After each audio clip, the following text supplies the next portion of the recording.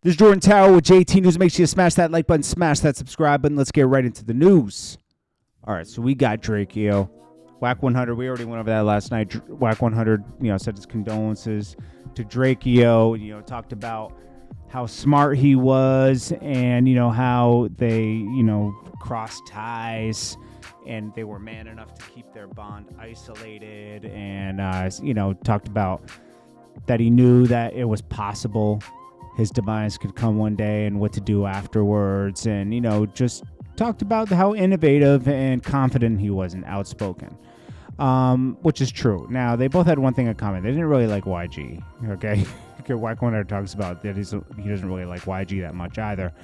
But what is crazy about what broke with DRAKEO yesterday is that the talent organizer says the rapper walked into a lion's pit. What a weird thing to say, right? I probably saw at most 2 armed individuals, and they were at the VIP entrance telling people to turn away because it was too packed to get in. Music manager Bryant contested that there was ample security on the grounds. So the video shows a swarm of people involved in the and they let's see, DRAKEO falls to the ground. Half a dozen men continue to attack. One person said that the security response was very slow and no security remotely near there. Security would have had plenty of time to break up the fight. It's just so much. Whoever threw this event is in a lot of trouble. I know Live Nation was involved in it, but whoever was really fully responsible for this is gonna be a problem.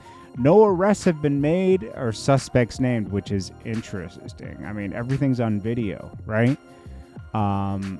Which makes me think, I hate to say this, that this might turn into something bigger than just what happened at this concert. I don't want to put it specifically on anybody, but let's just say this. Rappers name their crews now, right?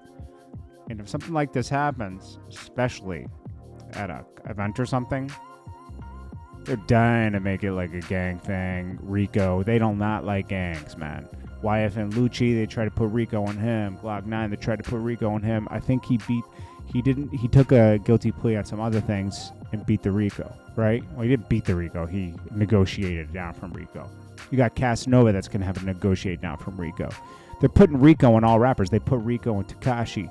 They might try to put Rico on NBA Youngboy. I hope they don't, but they might. They're just doing this, and it's very dangerous to get in trouble as a rapper now. That's what I would say to Jim Jones is the most dangerous thing is being a rapper. It's getting in trouble as a rapper because, you might be trying to have your team and have a record label, but they could be looking at it as organized crime.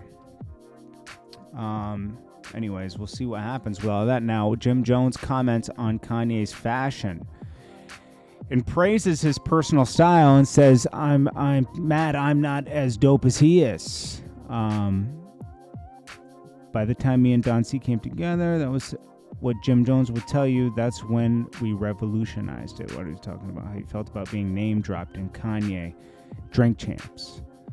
Because we needed to sit there and be like, when we get money, dudes ain't gonna finna be able to see us. Okay. So just watching him put so much into fashion, there's a big difference between splashing and fashion. Come on, Jim. Still talking like that, man? Splashy? He says, is what I want to know. I'm into the splashy side, but he's more... That's what I do. I like the drip. Kanye's on the fashion side. I want people to understand there's a big difference. I might not wear 90% of what Kanye wears because it's fashion. I don't understand that. He might get into 90% of the things that I got, but we both complement each other.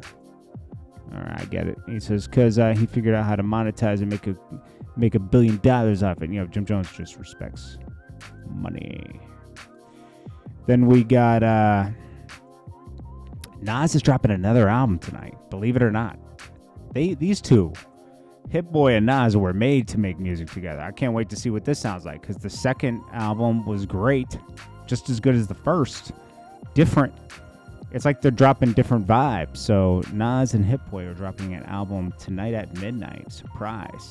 It's called Magic. Gotta see what this is. Wack 100 claims he bought out Gille the Kid's contract and he owes him an album. I didn't completely listen to it, but they have this ongoing back and forth because Wack 100 goes at Meek Mill so hard and they defend Meek Mill. He's pretending he bought out Gille the Kid's music contract and he owes him an album, which is, it's kind of funny. Anyways, this is Jordan Tower with JT News. I appreciate you guys so much, and I'll check you guys in the next one. And there's better news on the next one. This is just a kind of a wrap up of a bunch of things that I didn't get to. Anyways, guys, peace.